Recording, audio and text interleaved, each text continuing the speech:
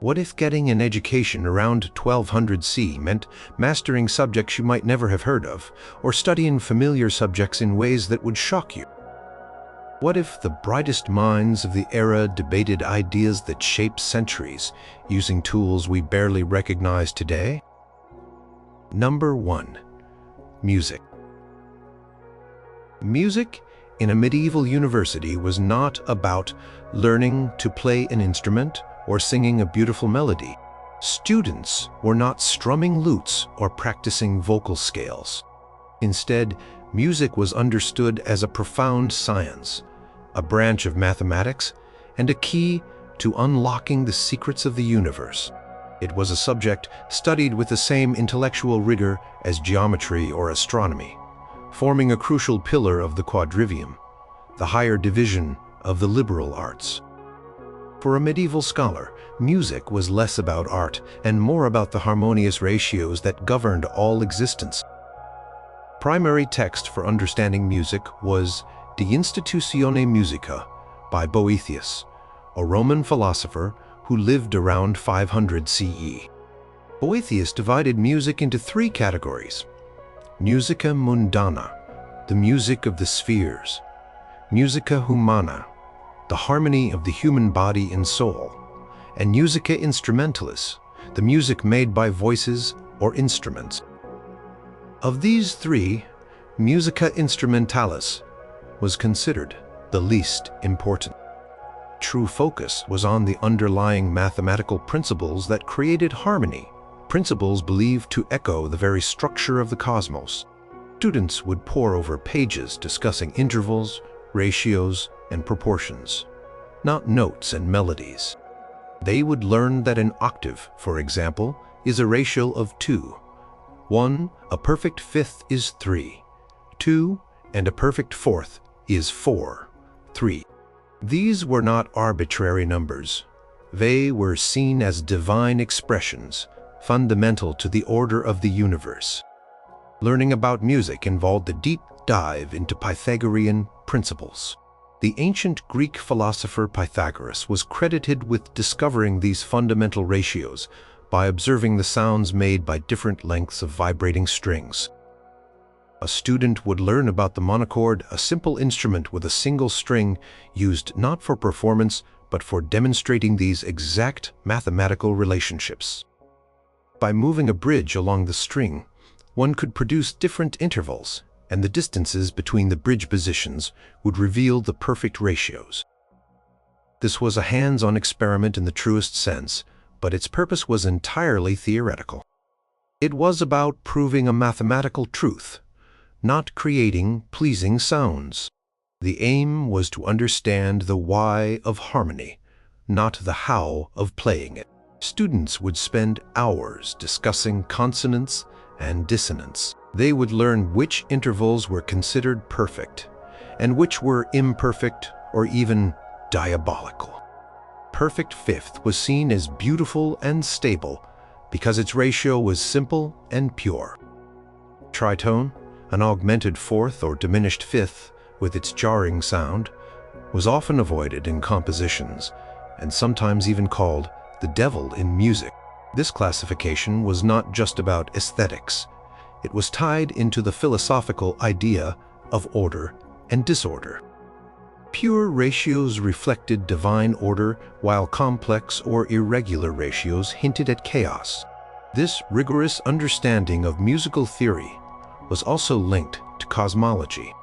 The idea of musica mundana, the music of the spheres, held that the planets, as they moved through their orbits, created a celestial harmony, a silent music that only the most enlightened minds could perceive.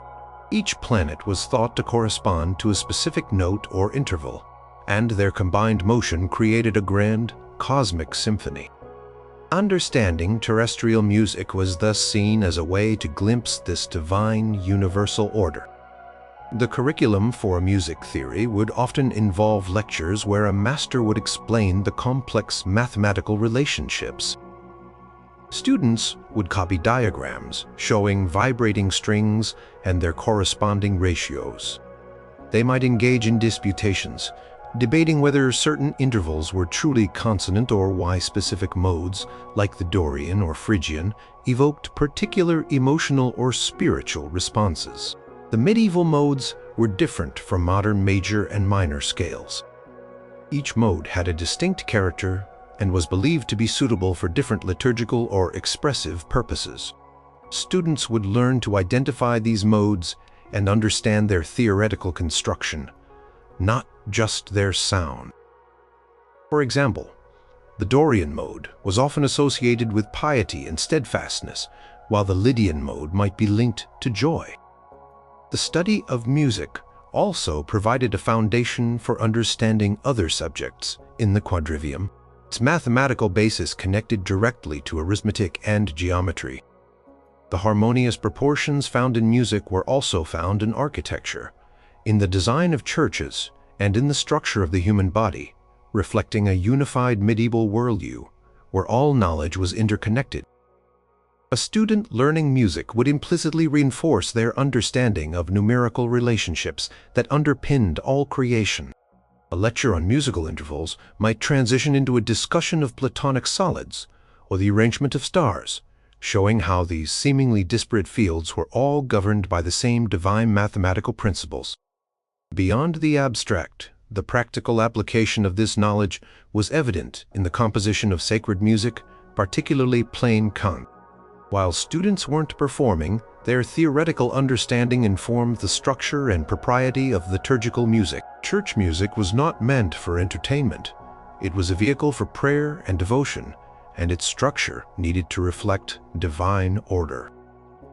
Composers, who were often highly educated scholars, would apply these theoretical principles to create chants that were deemed appropriate and reverent.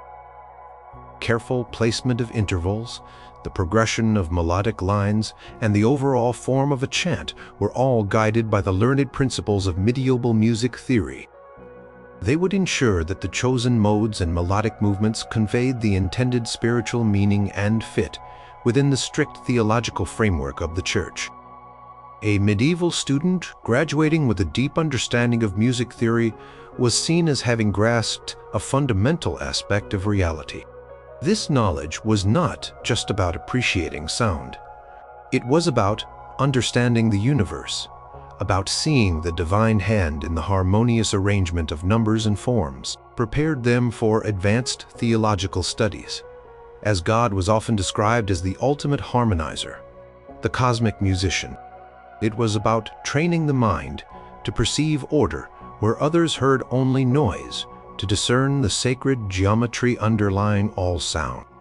The goal was to cultivate a mind capable of perceiving universal harmony, a harmony that permeated the cosmos, the human soul, and even the very music of the Church. This intellectual journey through sound and number offered a profound pathway to understanding the divine order of creation. Number 2. Astronomy.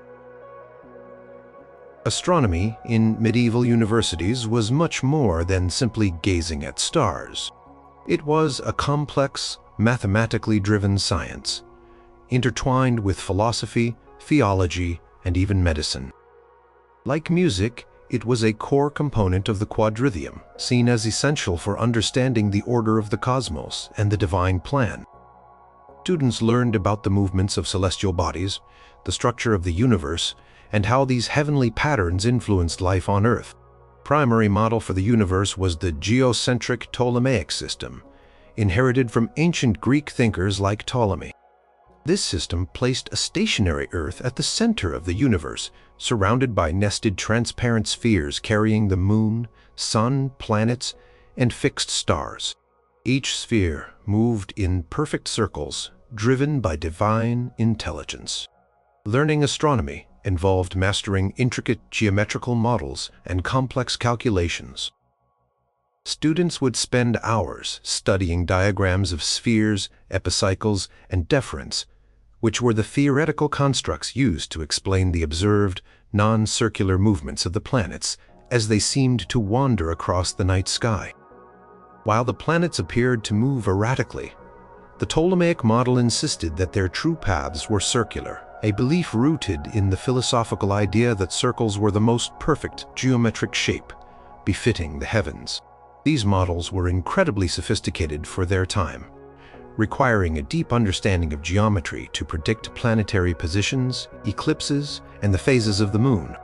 Students would learn how to calculate the exact time of sunrise or sunset, the length of a day at different times of the year, and the positions of constellations. Key text for students was Ptolemy's Almagest, a massive work that compiled centuries of Greek astronomical knowledge. It described the geocentric model in meticulous detail, providing mathematical tables and methods for calculating celestial events. Reading the Almagest was a monumental task, demanding a strong grasp of both mathematics and Latin.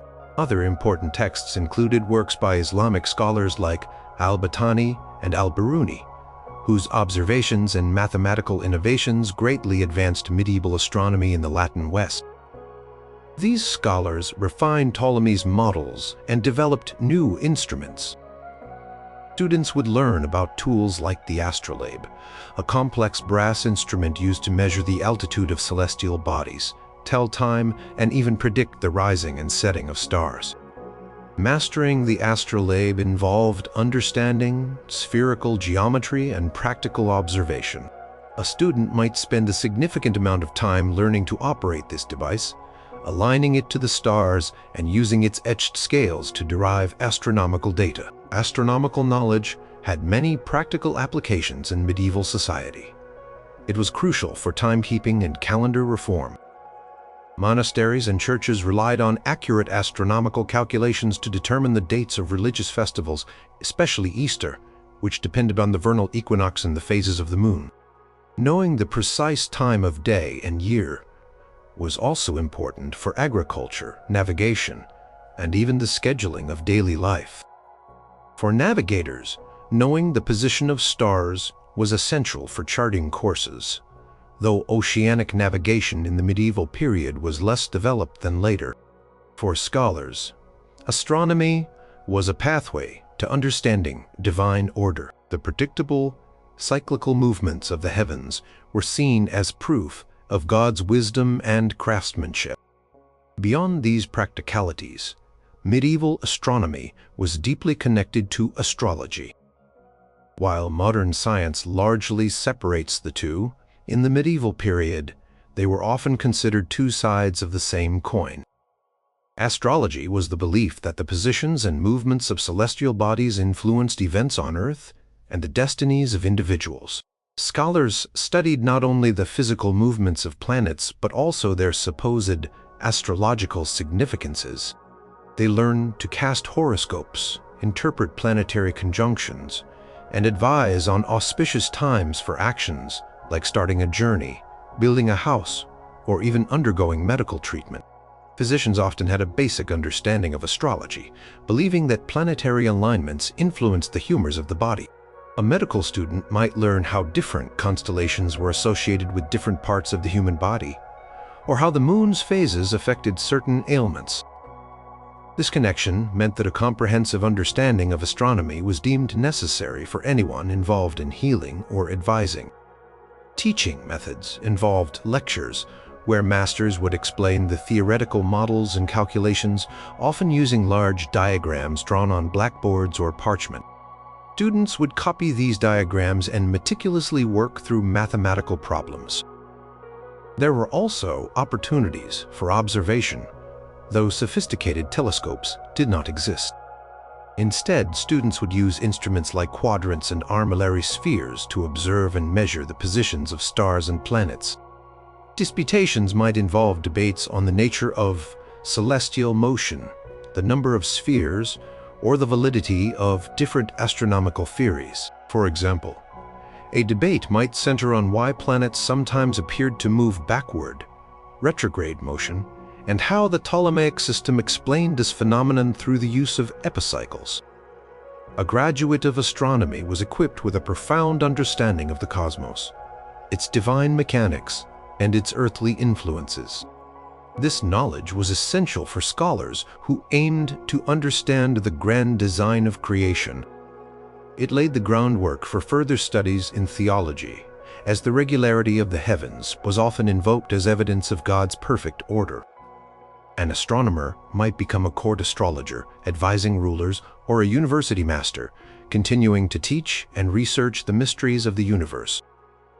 The study of astronomy was a journey into the grand ordered structure of the cosmos, providing a framework for understanding not only the physical world, but also the spiritual and philosophical dimensions of existence, all within a painstakingly calculated and mathematically precise framework.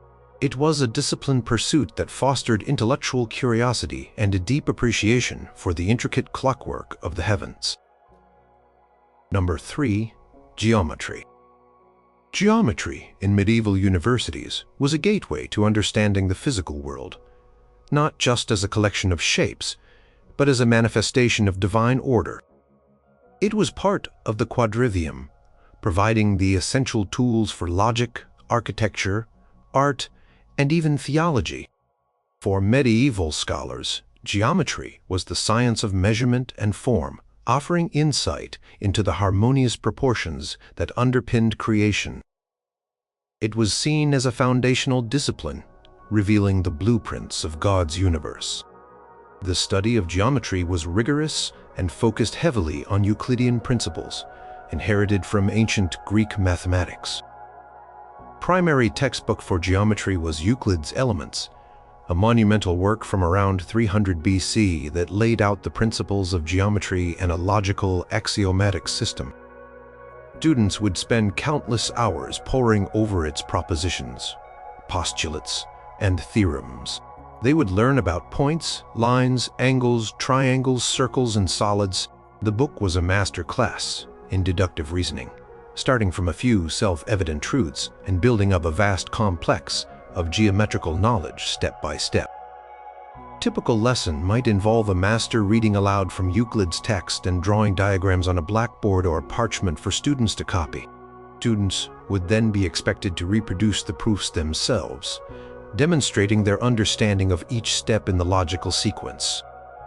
This was not about memorization alone. It was about internalizing a method of rigorous, logical thought. Learning geometry went beyond abstract shapes. It had immense practical applications. Architects used geometric principles to design and construct cathedrals, castles, and bridges. Perfect arches, soaring vaults, and intricate stained glass windows of medieval churches were all built using precise geometric calculations. Masons, carpenters, and engineers relied on this knowledge to ensure structural stability and aesthetic beauty. For example, understanding how to construct a perfect circle or an equilateral triangle was crucial for laying out foundations or shaping stone blocks. A university graduate trained in geometry might be called upon to consult on a major construction project, ensuring its mathematical integrity. Geometry was also vital for understanding astronomy. The Ptolemaic model of the universe, with its concentric spheres, epicycles, and deferents, was fundamentally a geometric construct. To grasp the movements of planets, students needed a deep understanding of circles, spheres, and their complex interactions.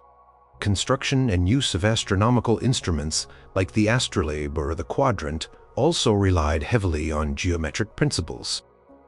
These devices were essentially sophisticated geometric calculators, allowing users to measure angles and distances in the sky. Without a solid foundation in geometry, a student could not truly comprehend the workings of the heavens or the tools used to observe them. In art, geometric principles guided perspective, proportion, and composition. While medieval art often employed symbolic rather than strictly realistic proportions, the underlying understanding of shapes and spatial relationships was present. The golden ratio, though not explicitly termed as such in the medieval period, was an inherent concept found in the harmonious proportions of buildings and artistic compositions, reflecting a belief in divine mathematical beauty.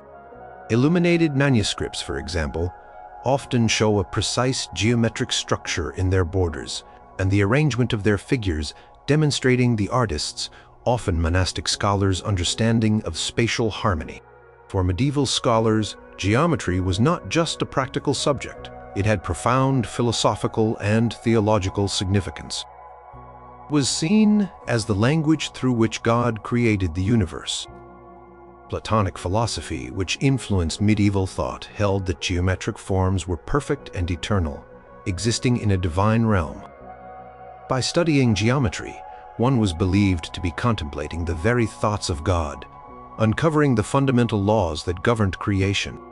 Perfection of a circle, the stability of a triangle, and the infinite possibilities of spatial arrangement were all seen as reflections of divine perfection and wisdom.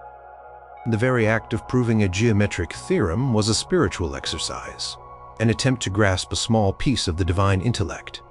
Teaching geometry often involved elaborate demonstrations. A master might use physical models of geometric solids or draw complex figures on a large slate. Students would then be tasked with recreating these figures themselves, often using compasses and straightedges on wax tablets or parchment.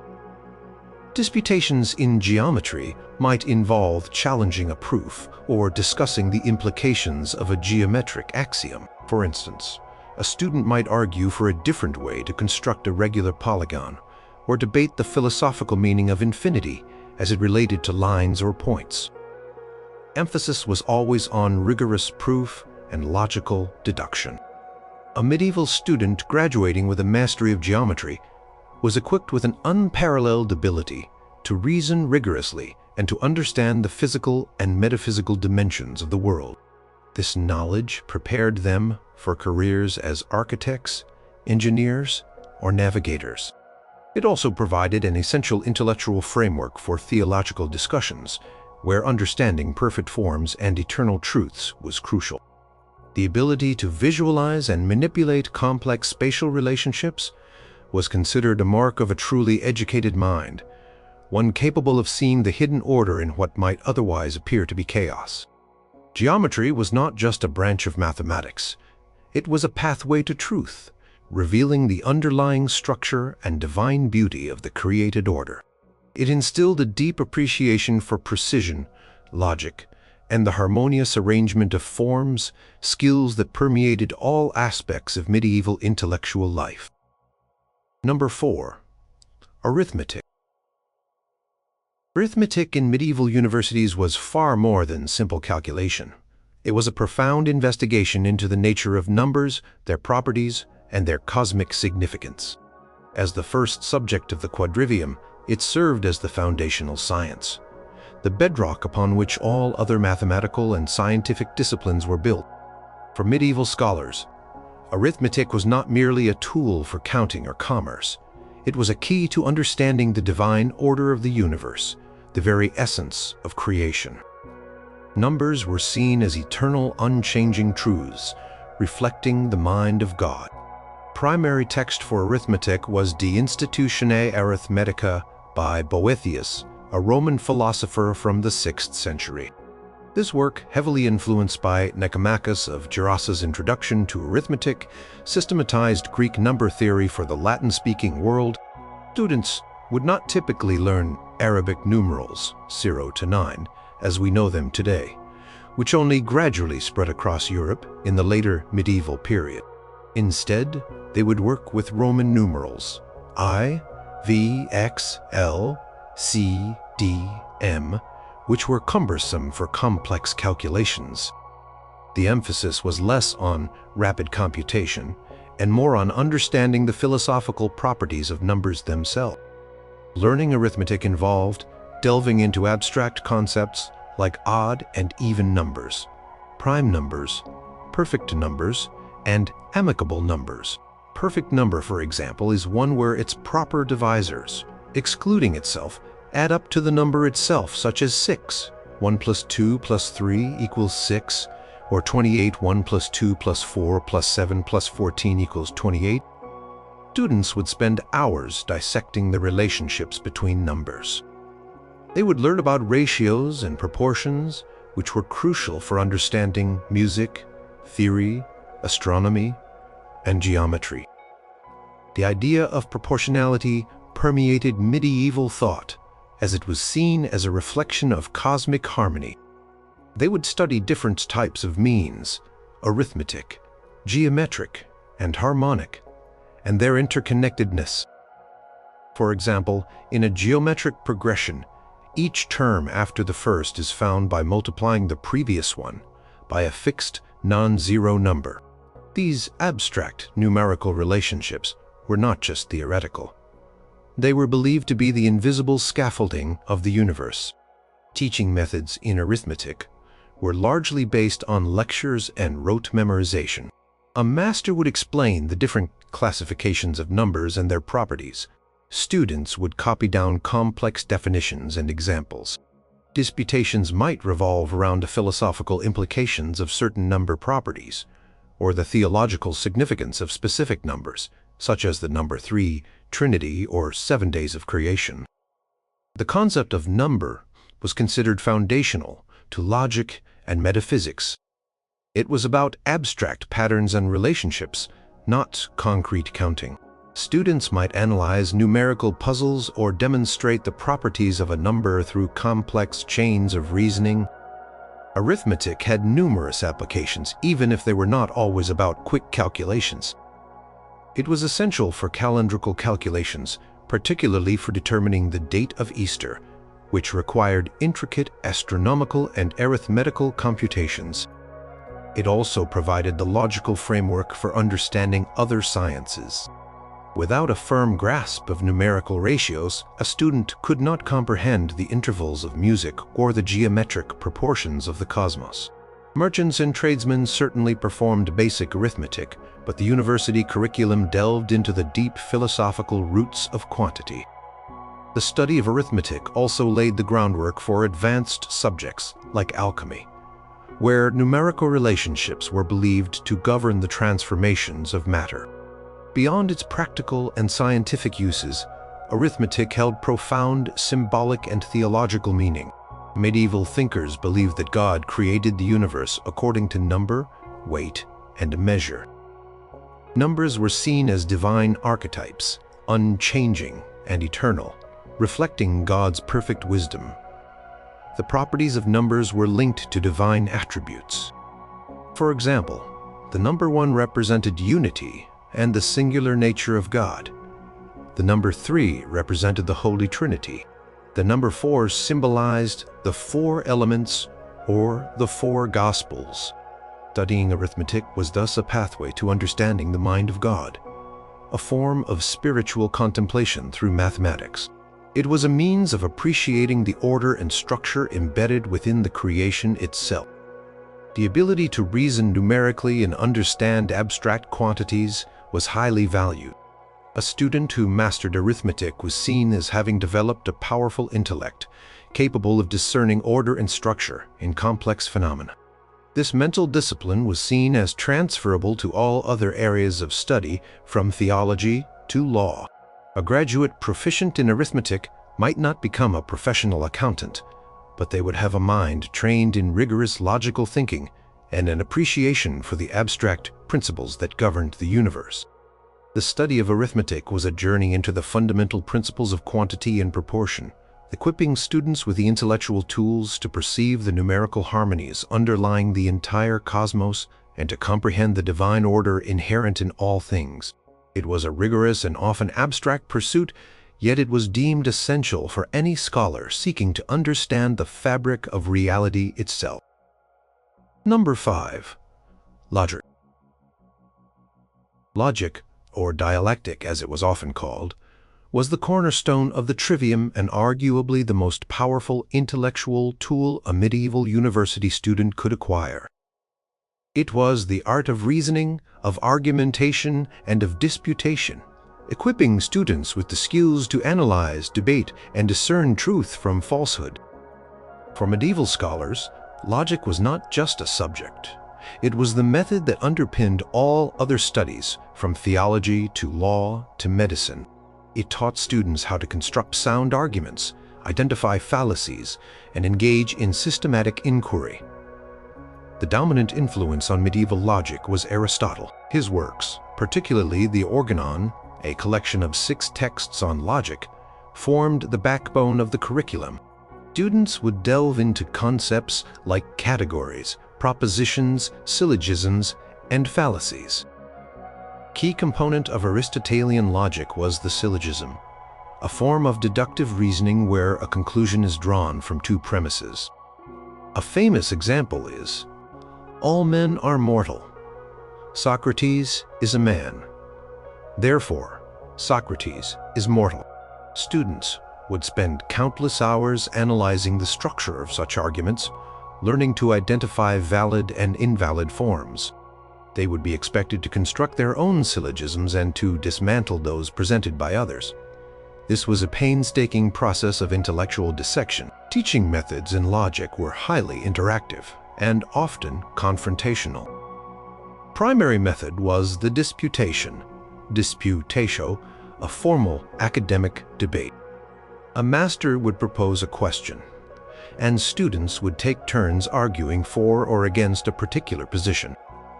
One student might act as the opponent, challenging the established view, while another acted as the respondent, defending it. The master would moderate, ensuring that arguments followed strict logical rules and that fallacies were avoided. This was not about winning an argument for the sake of it, but about systematically exploring a question through reasoned debate. It trained students to think on their feet, to anticipate counter-arguments, and to articulate their positions with clarity and precision.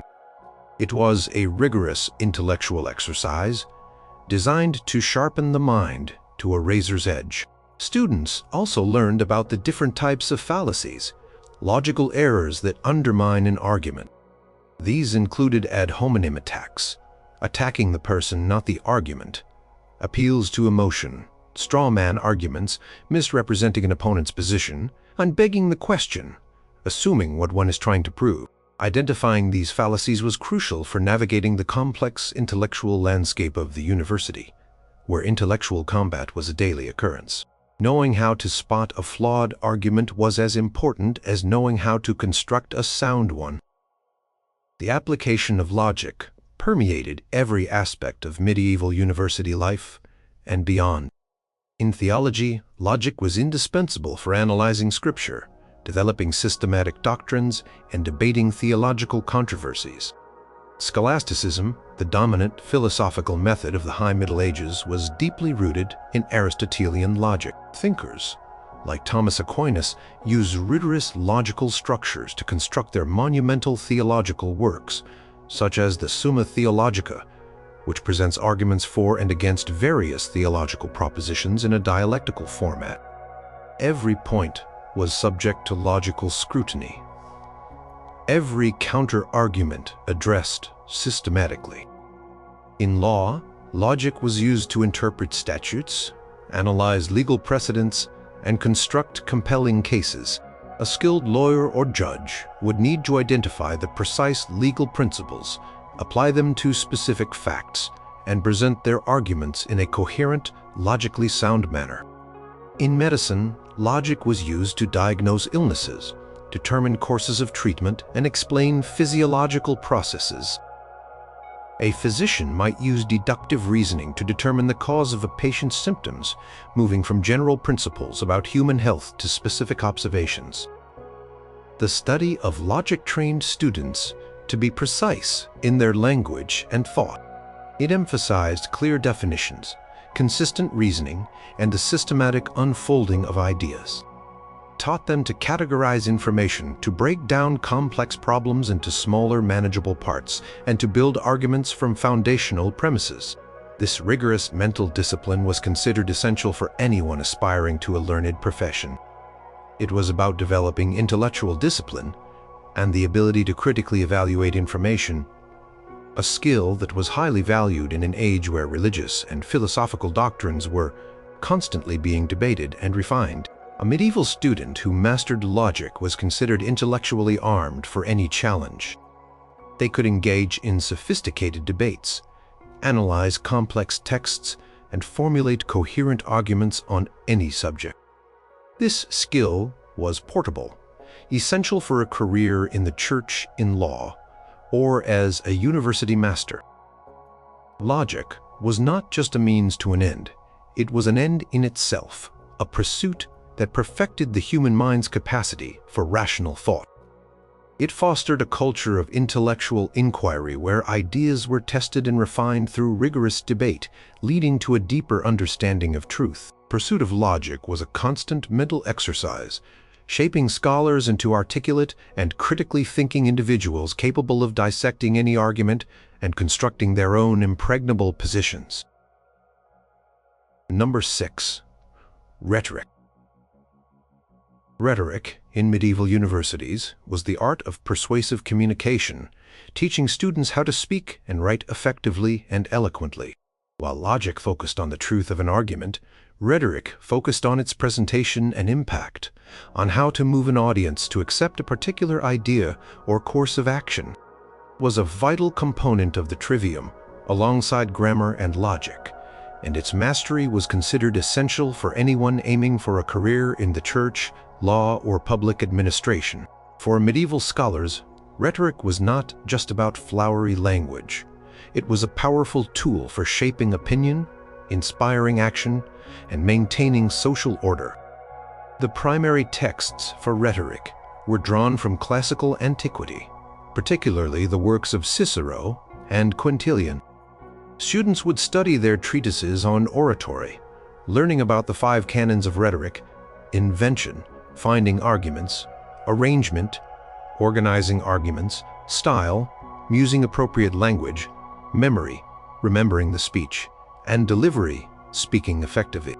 They would learn about different types of speeches: judicial for the courtroom, deliberative for political assemblies, and epideictic for praise or blame, and the specific strategies appropriate for each. For example, a judicial speech would emphasize evidence and logical proof, while an epidectic speech might focus on amplifying virtues or vices through evocative language.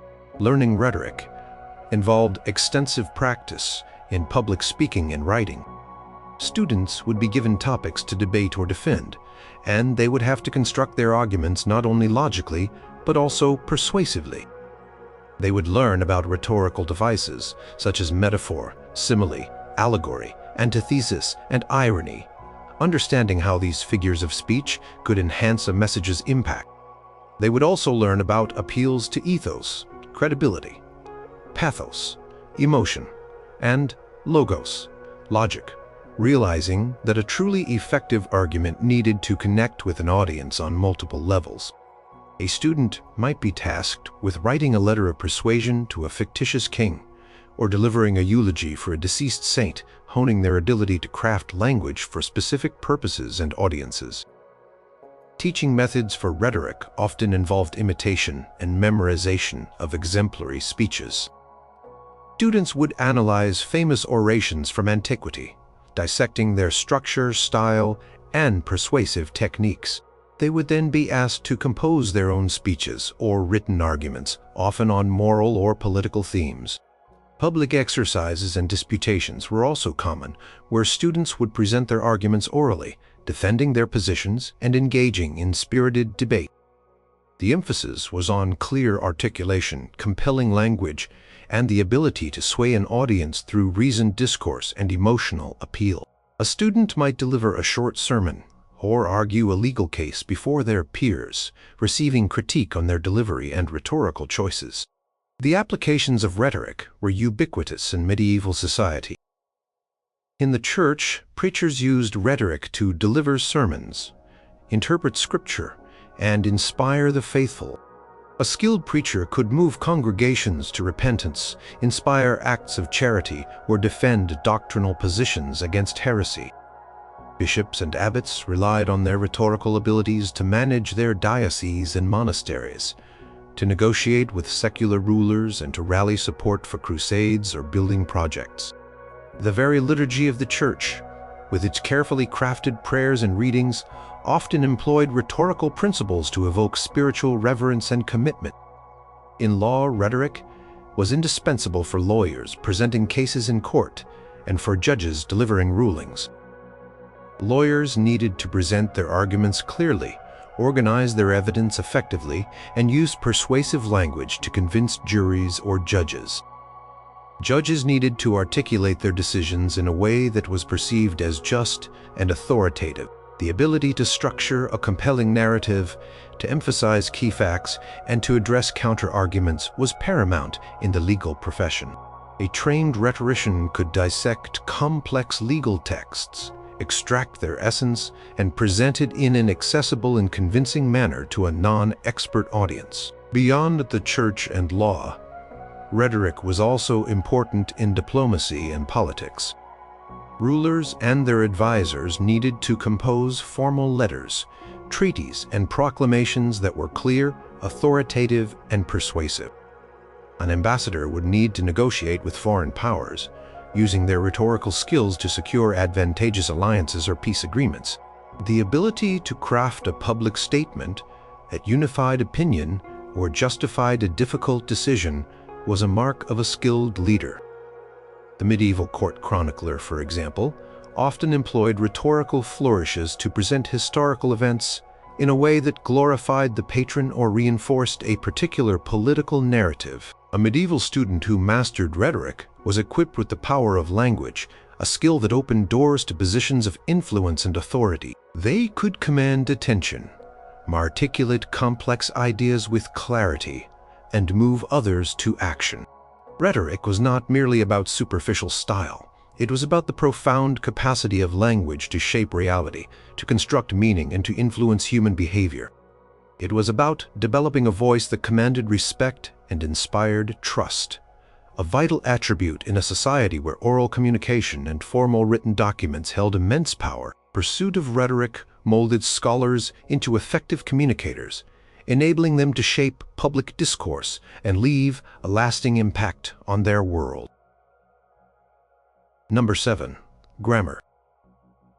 Grammar was the fundamental building block of medieval university education, the very first subject a student encountered in the trivium. It was not just about correct spelling or punctuation.